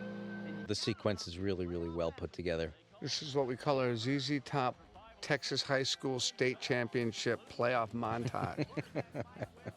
Folks, he just said a mouthful there. But it's fun, it's great to watch, and it really, gets you going in the narrative and the story to where you need to go. There are a lot of purists out there, and they'll say, well, Jesuit's not in the district. Get over it, get a life. We know all that. If you're going to criticize the movie because of stuff like that, you really need to do something else. We call that nitpicking, don't we, Bud? We call that big-time nitpicking. Right. What is a nitpick? What does it mean to pick a nit? Nitpick is a pain in the ass. Is that like lint picking, or is it? And those Carter cheerleaders were pretty hot. They were smoking hot. They were really smoking hot. But once again, you look at the editing by Colby and David Rosenblum. It's just really, really well Colby put Parker together. had such a crush on those Dallas Carter girls, and he just kept cutting to the girls and cutting to the girls. Clear. And it's cutting clear. to the girls. You can It see, was pathetic at a certain point. I'm like, Colby, enough. There's more than the Dallas Carter cheerleaders in this film. Frankly, this movie is all basically about hidden fetishes, I think. The way it's cut, little moments that you go back to all the time. It really reveals a lot about you and Colby and Tobias and everyone else. This, too, is another scene that is basically straight out of the book. And it's, once again, a scene that gets to the heart of the underlying theme of racism, which was not skirted in the movie. Anyone who thinks that you can just simply make a movie about race in which you have people using the N-word constantly, that's ridiculous. And I think it's handled appropriately, and I think it's handled enough to get at it. And frankly, between our communities, there are some issues. Now, wait a minute. What issues are we talking about? I'm not going to get into it at this table. It's just different. It is just different. And to give a little background, and it's not complicated, the context was Dallas Carter was undefeated, was the best team out of the city of Dallas in probably 30 to 40 years. Their second best player was Jesse Armstead, who went on to become an all-pro with the New York Giants. They had a kid named Lachey Maston, who also went on to become a pro player. They were actually, during the playoffs, kicked out of the playoffs for the use of an ineligible player. They went back into court to get into the playoffs in a trial that was completely absurd. So when you're seeing the scene, you have Dallas Carter. It became a real lightning rod about race. They were an all-black school, and you had blacks saying it was all these white schools that were trying to kick them out, and then you had Permian, which sort of the embodiment of the white working-class school, and these two teams really, really went at it. There was a tremendous subtext of racism and racial issues going on between the two schools. And it was just like this. And I was there posing as an assistant coach. I guess they figured I handled the deep snap because no one has seen me, but I'm not really of the right physical size to be a assistant football coach. How you doing? Ben, how you doing? All right, Coach, you? Oh, pretty good. Hi, sir. How you doing? Good, honey. So we're just out getting flowers for the ladies. This, I think, of any of the scenes based on people talking to me, it gets to people the most. The kind of pressure that is put upon a coach, subtle and not so subtle. It played out differently in the real book, but boosters placed pressure on coaches in all sorts of different ways. And, once you lost the support of the boosters, you were one and done. You better pack your bags and get out of town in the middle of the night. Connie's real good in this too, Connie's Sharon. great in this. Just simple looks. It's amazing how expressive she is. And, as an actor, I have a real extra appreciation for what she's able to do with this character. So, beat 'em. Win. This is a great one. He says win. Or what? Or what? Or what? Or, He's great. They're both great. Oh, what? All right, let's just get out there and get it done. Get that. That's a state great look, man. That is a great look. Well, I sure appreciate That's a great your line, support. too. Let's just get out there and get her I'm done. glad you did. Thanks for your support. Oh, yeah. He walks away. What has Connie been in? I thought she was fabulous in this. She was on a TV show, Spin City. Oh, she was. And Right, she was on, she's worked in some of Edward Burns' films. Okay. Right. She's done some work. She's got a great look.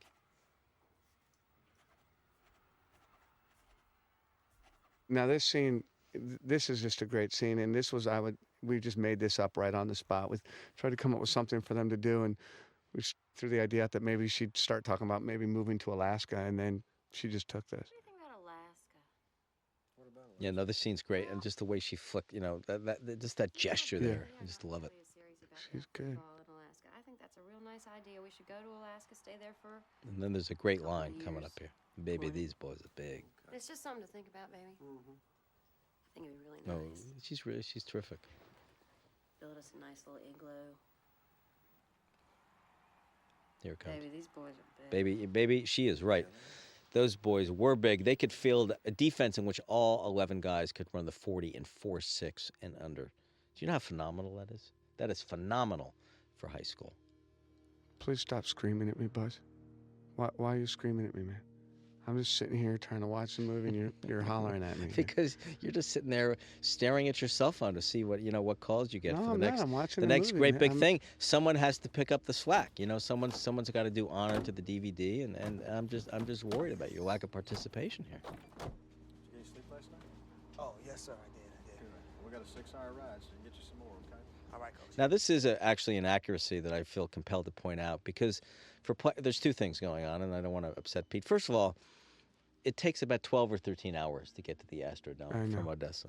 Second of all, for a playoff game, they would never take a bus. During the season I was there, they flew to at least 4 away games by charter jet because that's how it was done in Odessa. I don't know why we didn't do that, actually. I mean, we could have easily done that. You know They what? could have I all think been at the airport getting on a plane. I think people. I don't know. I mean, I think people might have found it. They sort of wouldn't believe it. Plus, you would have missed this, which I think is a great shot. Well, this was something that, a lot of the Odessans that I talked to, And Buddy Hale, This is we true. have to mention Buddy Hale. Oh, no, Buddy do we Hale, have Buddy? No, I got to mention. Buddy Hale is a great man. He's assistant principal He's at he is a good Permian man. High School. He was very helpful. He was and extremely helpful. In more ways than he realizes in terms of both Buzz writing the book and me doing the film. And Buddy would talk about these caravans. I was in those caravans, and they were epic and kind of wonderful. I remember going to a game in San Angelo. It was late at night, and just this endless caravan. There was something really beautiful about it. And Buddy really was instrumental. The book was not liked in Odessa. It was very, very controversial. I think Buddy was instrumental in kind of bridging the gap. Now, as much as I hate to do it, I've got to, again, give a shout-out to Colby Parker Jr. Oh, come on. who- Enough. No, Enough. because What is with you two? He didn't. What is with you two? he You're got giving him burned. more He got- suck than me. He got burned on the credit, and he did. He deserved to have shared credit, and I blame myself for that. But this, from here on out, is all Colby Parker. And not only did he really edit the film from here on out, but this music, this is a band called Refused. He found this song, and, I got to give Colby Parker credit. I'm not going to say another word about him. David Rosenblum did a fine job, but Colby gets credit for all of this.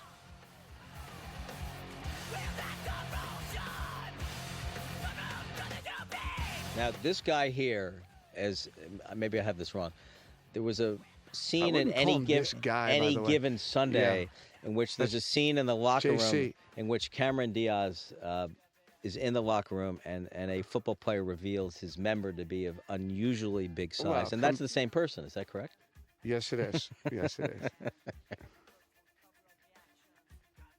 This is the Houston Astrodome. There come those cheerleaders, baby. Girls. This next shot coming up is a great shot. Look at how cocky these girls are. This is just great. And that's what it attitude. was like. I mean, it was like this. Now, the real game was played in Texas. It was raining.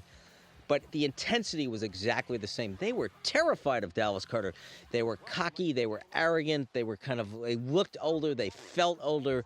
They had a sense of destiny to them that Permian had always had. And there was a level of intimidation. Yeah, they talked dirty all the time. All right, Dallas kicking off to Permian. We're underway in the state championship. Harold Jones kickoff carries 8 yards deep. Palmer should down it there. Wait, he's going to bring it out. Hauser makes the tackle. You know, the problem is I just told you not to talk about Colby Parker Jr., but I think this is the best edited sequence that I've just about seen in the movie almost since Saving Private Ryan. I think it has that, and I think that's what you were trying to achieve. We don't particularly like Colby Parker Jr. I mean, he lived No, at my house for 5 months. And I spent like 2 weeks with him on a we road could say trip a lot that of bad spent like stuff. 2 years. He could be an extraordinarily annoying human being, but he's pretty darn good just at it. look at the editing and look at the hits now. I mean, Alan Graff, everything is in his element. I mean, all good creative works. They're just, you can feel the engine. It's moving to this ultimate point, and everything now. I mean, just look at everything that's going on, and Alan Graff is totally in the zone on this thing. I mean, the football shots are unbelievable. I mean, it's just thrilling to watch. You know, now I've had people criticize me for portraying Carter in a racist or stereotypical manner, and that recent play is, an example of that, and I find it to be absurd. I mean, this was a cocky team. Well, they did talk trash. They did play rough and dirty. It had nothing to do with the color of skin or anything. This is just the way it was. This was a cocky team, and also for the sake of accuracy, it should be pointed out this was a very, very troubled team. They did go on to win the state championship. They were undefeated. After the season, at least 5 kids on the team decided to do armed robberies for kicks. Weren't they doing it during the season? No, they were doing after the season. I mean, during the season, they were doing no homework. They were taking no tests. They were screwing girls in the school auditorium. They lived completely entitled lives. Well, you can't blame them for everything. Well, they weren't going to come classes. on. Anyway, they did a series of armed robberies after the season. Not good. 5 of them, and they were sentenced to prison sentences ranging from 12 to 20 years, and ultimately was finally ruled that they had in fact used an ineligible player, and that they were actually stripped of their state championship. You know, that's for the record, and people can think of it what they want. They were very cocky. You know what? They were also very, very talented. But let's let the record speak for itself. Yeah, for anyone that accuses us of misrepresenting the Dallas Carter team, this was a rough group of kids. Fair? No, it was a very rough group of kids. It was an extremely rough group of kids, and they had a swagger to them that, made them what they were. But this is not misrepresentation. I mean, this is the way it was. And they liked being cocky, and they liked swaggering, and they liked talking trash, and they liked being a little bit dirty. And that's the way it was. Ooh, that's a hard hit. Right now, I don't know if we need to worry so much about the score. It's just whether or not we're able to take all these boys home. Now, a lot of these hits that you're seeing here are hits that we got, like this one coming up from NFL Films. We found this in an old... This is the best hit in This is what we call Dead Man Kneeling. This is the best hit in the movie. We got that from NFL Films, an old NFL Films reel. Play this game is quickly spiraling out of control. At some point, you've got to worry about the safety of the kids, don't you? Tell you what, the Panthers came into this ball. Pete, tell me if I'm wrong. I mean, I think you purposely wanted to film this like war. I mean, you wanted to have that same sensibility. I mean, I think you talked about sort of Saving Private Ryan and getting across that almost similar sensibility. Well, I certainly, in this part of the film, wanted to try and present the fear that I've experienced watching kids I know and like get the absolute snot whooped out of them. I mean, it's a rough, scary game when one team's getting dominated, and we wanted to put them in it so that this feels like a satisfying release. Now, one guy we haven't talked about, and you see him making the interception there, who I thought was also marvelous, Lee Jackson. Marvelous authenticity, and I think a former UT football player, is in the process now of trying to get himself on as a walk-on on a pro team. A great kid, came to us through the football crew, through Alan Graff, and just ended up getting a role that we just kept kind of enlarging and growing and all that kind of stuff. And I love the way he was played. I mean, the real Ivory Christian was very, very quiet, did not talk a lot. But what was great about Ivory Christian was when he's one of those kids in life that actually, when he says something, you really, really listen. And I think that really comes across. This scene is great, too.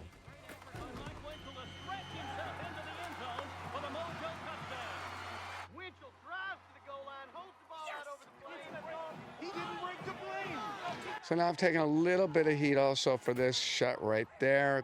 Really playing Carter out to be dirty. To me, it's just good aggressive football. You do what you can do, and you know, if that's offended people, I don't know what to tell you other than it's a rough game. Carter was dirty. I mean, what do you want? I mean, go back to the record. You know, people, there have been some criticisms, and what they do is they use the book when they want to, and then when it goes counter to their argument, they don't use the book. Look at the epilogue. Look at what happened to the Carter team. You tell me, if 5 kids be convicted of armed robbery, what does that say about that program? It has nothing to do with race. It has to do with a sense of entitlement that got out of control. Read the record, and anytime you would like to debate me, you name it, time and place, I am there. And then, you know, the other thing is what we then tried to do in this sequence, the halftime sequence, is really try and humanize both teams and cut back and forth between the 2 locker rooms. And, you know, obviously Lee does a great job here just going off. This was all improv. I said just go off, but I love the way we cut back and forth, and we really kind of unite the humanity of the 2 teams. Is that Tag Collins? Yeah. Yeah, Tag Collins. Tag had a little cameo role, was a member of the 1988 team who didn't play a single down because he was always hurt, but he's quite a character. Yeah, he took us out. We had a few fun nights out at Jaguars Club. Tag knows how to do it, baby. Yeah, there we go. Those are Colby Parker Jr.'s cheerleaders there. Tag rolled us out to Jaguars a couple of nights out there. I love this scene here. I love that little, you know. You've got to speak in sentences, Buzz. You can't on a DVD go, I love that. I'm just so excited. I know, but you got to they won't understand what that means. Just keep the words, put a noun and a verb and an adjective in every sentence. Now I'm pissed. That's good, Simon. You're just trying to provoke me. So here was my biggest challenge as a writer, was to come up with a halftime speech. And you know they played this at the last 2 Yankee Red Sox games. Do you know that? No. They played it over the... You are kidding. You don't know that. They played it over the big screen. The final game, and they televised it. You're kidding. It was the greatest compliment I've ever had as a writer. Nope. I think you might see it tonight in St. Louis. That is so cool. Well, I think you've coined a phrase that will become part of the lexicon, which is, can you be perfect? Well, I give Coach Scott Smith full credit for that phrase. No, I just stole it from him. Pete, you steal things and you don't give other people credit. I mean, what's the point? I'm sure he stole it from somebody else. That's right. Possession is 99, whatever it is, 9/10 well, of the law. I don't care how many people have said be perfect. I guarantee nobody said be perfect the way Coach Smith said be perfect. Yeah, except for this guy who I think is... You know, I think you once told me that it's sort of part of the contract that you have to have a goopy, soupy halftime speech. They're so hard to pull off because they're so subject to cliche and being tired of what we've seen. And I just think the way it's written is beautiful, and I think the way he pulls it off is phenomenal because, you know, to me, it evokes the real thing where you really, after all these kids have been through everything the coach has been through on the field, off the field, you feel that beautiful, sacred, intimate bond between a team and its coach. And it really is, of anything in sports, I think it's the most lasting thing, and in many ways the most powerful thing. HG. Right. I want you to look each other in the eyes.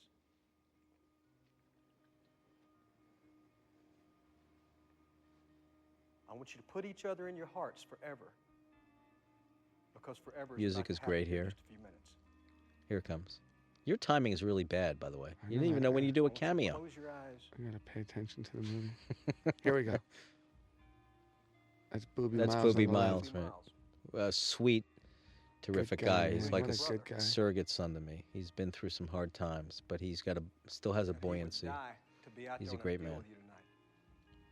He deserves all the breaks in life he can get. I want you to put that in your hearts.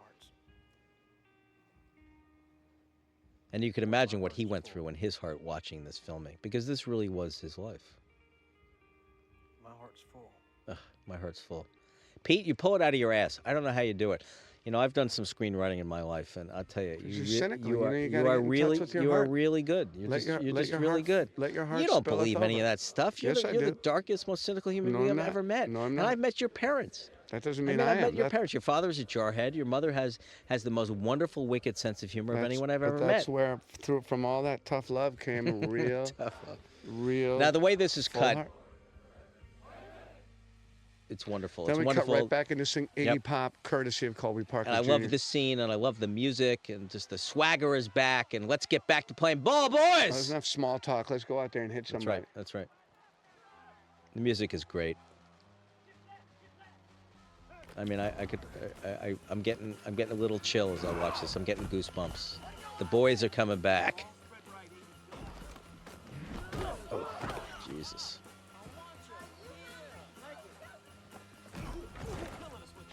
I love the intercuts. Is that a real coach, that guy? Yeah, that's an offensive coordinator for the Houston Texans. It is.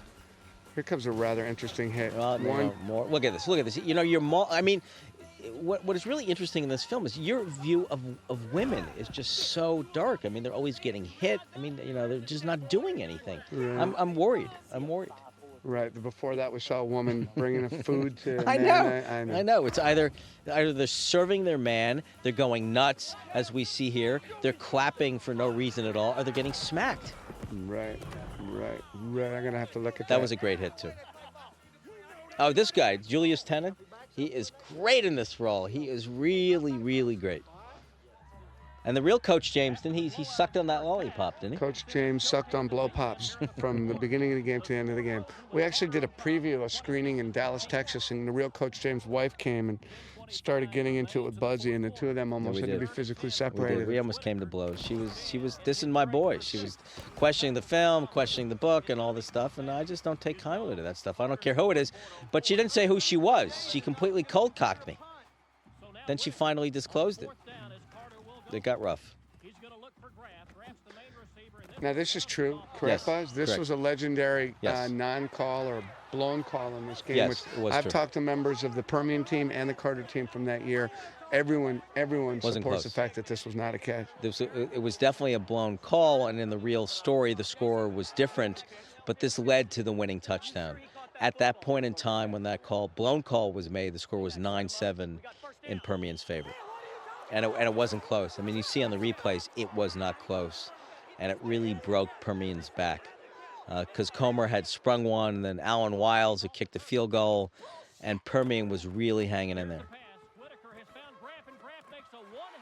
And then they scored. And that put, in the real story, Carter went up 14-9, I think somewhere early in the fourth quarter. And those are real coaches there.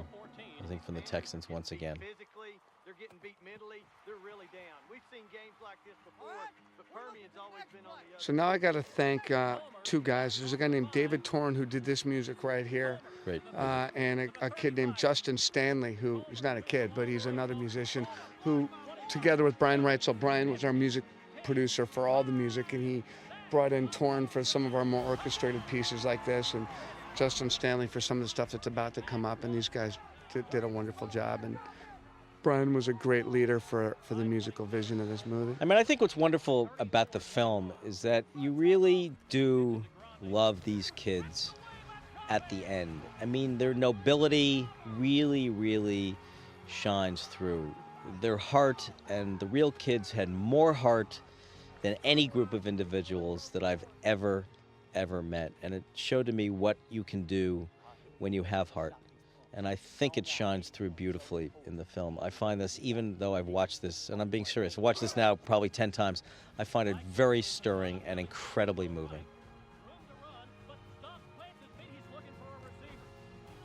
This is a great high school football play. Flea Yes, it flicker is. back to the quarterback. I mean, it's one of the great things about going to high school games is they still pull these They just still have some wild fun. trick plays. They You know, do.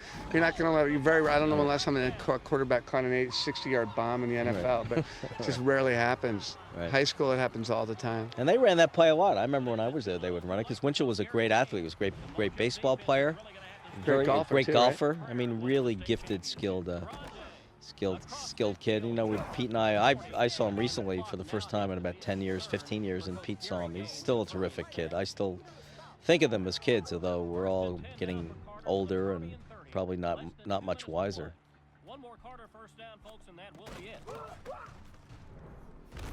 There's Ivory Christian making the kind of hits that he made. Ivory Christian was, in fact, as you'll see later, the only senior on the Permian team to get a Division I football scholarship. He went to TCU. He started at middle linebacker. He was that good, and then he quit for reasons that I'll never quite understand. And he now he's doing well. He drives a truck, and I think is making good money.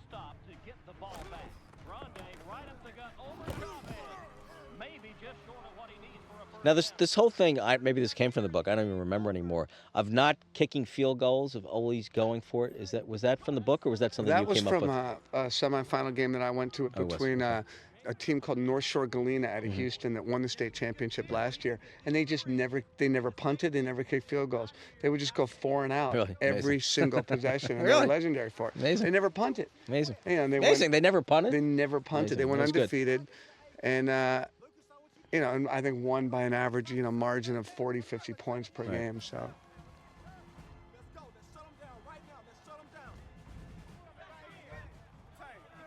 And I like the music here because it's a little bit more of the traditional, ramp 'em up, sort of typical high school sports music. It's very, very clever. There's another good hit here. Come on, Mojo! Even as I watch this thing, I still want them to win. I mean, and I've had a lot of people have said that, who have read the book or have seen the film once before. They say, I still watch it, and I still want these guys to win, which I think is really, really cool, because it means you have really, really hooked the audience. As Winchell gathers his teammates up into a huddle, he can see on the big clock down in the end zone 1 minute and 40 seconds. And in the real story, it was pretty much this close. Permian was driving at the end. They didn't get to the 1 foot line, but they got to the 11 until there was a holding call. So it was very, very similar. It was really, really a close game. Painfully close. This is Justin Stanley's music here. And it's great. Justin's married. He's a wonderful producer. He's married to one of my favorite female vocalists now, a girl named Nika Costa, who's got a lot going on. I'm not a student of the film, but I think anyone who wants to really to learn about editing, to see what editing can do and how it can make a movie, should watch the whole Dallas Carter sequence 4, 5, 6, 10 times. I think it is brilliantly put together, and then that's why films are so great. The collaboration of music and editing and cinematography, it just all works and meshes together, I think, so magnificently in this final sequence. And here's why Lucas is a great actor, just in these little nuances. When you feel his pain, but he won't admit it. And the quaver in his voice. I love that one. Are you all right? And they really did play with this kind of heart. They would do anything to win because the culture of high school football in that community was so intense. And their willingness to play above themselves for team and town and community was, I think, frankly, the most inspirational thing that I've ever witnessed.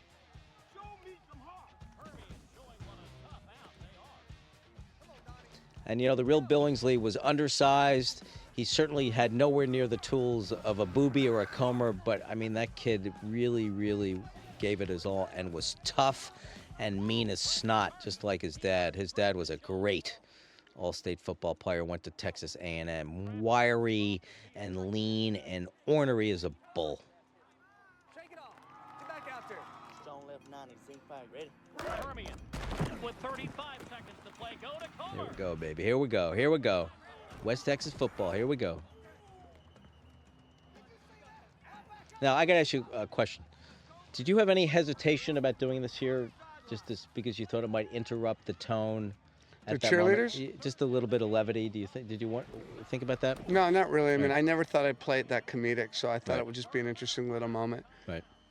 But the actor didn't want to do it the first time. He didn't want to get pushed by girls. He didn't, right. So we had to go back and get it as a reshoot. Really? Yeah. That's interesting. That's interesting, actually. I'm in running back. All right, just relax. We'll pop this back in. Now, this thing is intense. And, this actual thing did not happen when I was there. But trust me, folks, this type of thing happened all the time. All the time. Kids playing in pain. You got that done. So play, if you're Gary Gaines, what do you do? Coach Gaines is done out at running back. He's got to go to the air. Vertical smash and double out. Can't get the vertical. I agree. Coach, we got to get number 1. I love this moment here because it really does reflect kind of the insanity that goes on around a coach and how he has to, all these different people with different opinions, different input, and he really has to focus in on what he thinks. Make a decision. Best, Someone's got to make a decision, right, Buzz? In complete chaos, right. Right. And this is very, very touching. God, Derek Luke is a good actor, Pete. That's right. Let's go, baby. It's in your hands. Don't think about that shoulder. Just keep driving your feet. All right, wiggle. 34 switch. This is my favorite line right here. Yes, this is. I love all y'all, baby. Oh, man. I love all of you. Let's go on one. Ready? I get a chill as I hear him say that. I love all I mean, y'all. it really embodied what it was about. And Winchell said that, and you know what? At that moment in time, and the time fades, they really, really did love each other. His offensive line digs in. The Carter defense. The music is phenomenal here. What is this? Explosions in the sky. It's fabulous. Fabulous. Oh, God. I'm going to run it right down his throat. Right down his throat, baby. Come on, let's go. Oh, this football is great. My leg is shaking. I mean, I'm still nervous. I mean, I can feel the anticipation. As I said, I've watched this thing a dozen times. It just doesn't matter. It just doesn't matter. Maybe the ending will be different this time. Who the hell knows?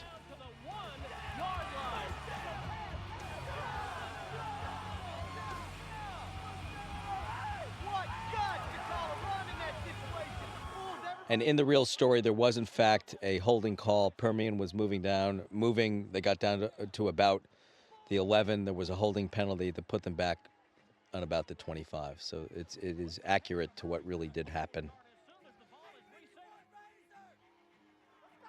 Is that you, wasn't it? That was me See? leaving. You know, I can face it. I can find a cameo wherever it is. 18 viewings Here we later. go, baby! Music is great. Look at this. Look at the choreograph. I mean, it's really beautiful. Watch the kid almost hit Winchell here. It's ballet. Watch him land. It is ballet. Watch the guy land. Watch this guy land. God! That guy flipped, man. It is just ballet. It is just so exciting. Oh, look at the little twist. Come on, baby. Come on, baby. It is just wincing. Oh, it's really exciting. It is really, really exciting. And let's see what happens. Let's see what happens. Brilliantly filmed. That's it.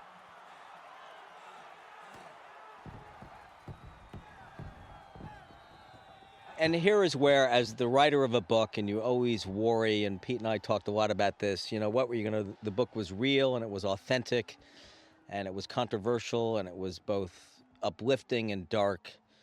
And I always worried, you know, are you going to clown it up? Are you going to mick it up? And most important, are you going to change the ending? Are you going to fall back on all the Hollywood cliches and have these guys win? And my hat's off to Pete and to Brian Grazer and to Stacey Snider and Scott Stuber and Universal and Imagine for not caving in at a time when virtually everybody caves in. And I think, to me, their losing makes the experience of what they went through all the more beautiful, all the more shining, all the more poignant, and all the more haunting. And I think it's great that it was kept in.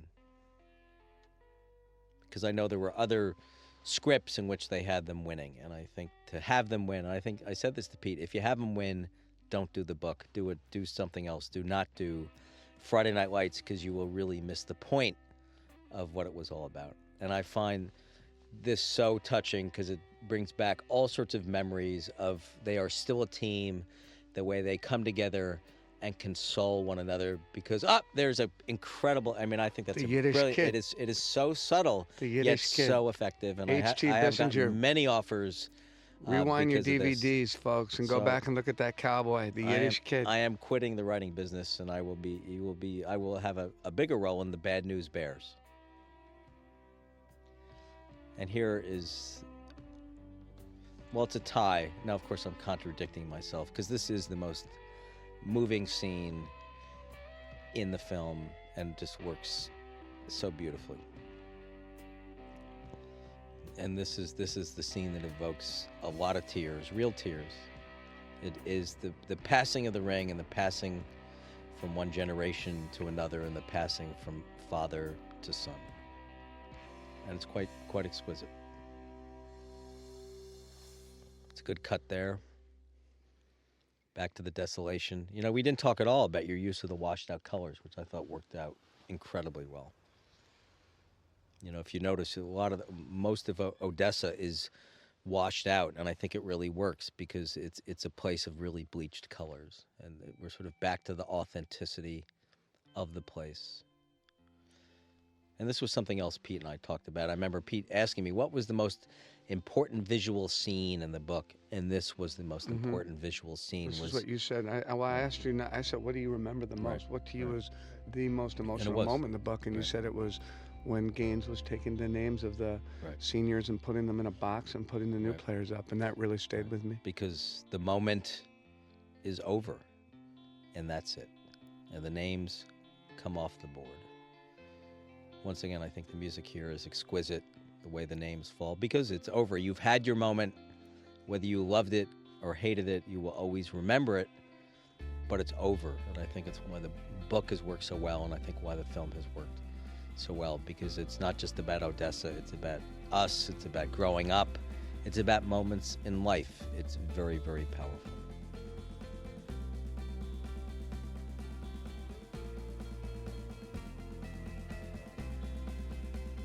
And I think the information gets across what happened to these kids without overdoing it.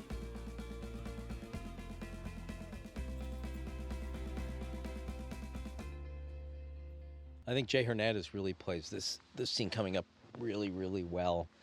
I mean, he always was sort of a little bit different from the other players because he knew, like the real Brian Chavez, he had a future beyond the borders of Odessa. I love that, Miss the Lights.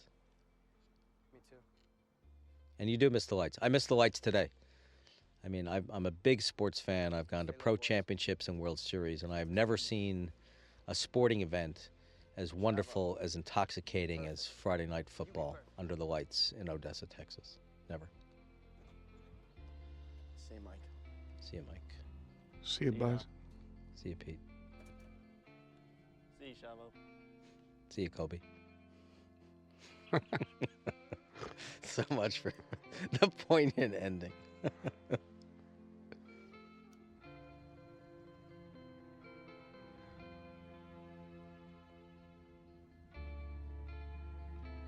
We talked about this a little bit. You asked me about this, how would this play? And I thought the way you get across the passing of the baton of the football from one generation to the next was really, really beautifully handled.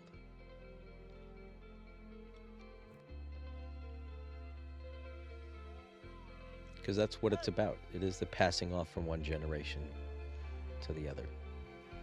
You know, life will go on. And now it's these kids' turns to see what they do. Nice catch. I said $20 to whichever kid catches that football, and they all really got serious.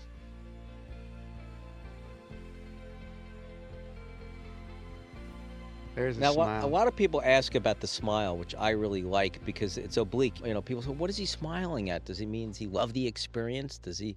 You don't know. He may feel relief, he may feel joy, he may feel memory, but you don't really know. And I think it's a beautiful way to end. And in fact, the next year they did win the Texas 5A state championship.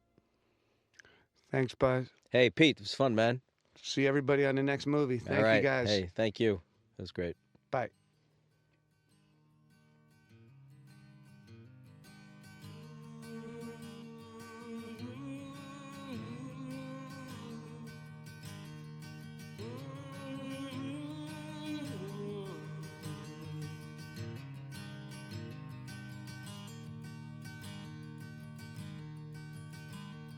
Seagull, you fly across the horizon into the misty morning sun. Nobody asked you where you are going. Nobody knows where you're from. Here is a man asking the question, is this really the end of the world? Seagull, you must have known for a long time the shape of things to come. Now you fly through the sky, never asking why, and you fly all around till somebody shoots you down. Yeah.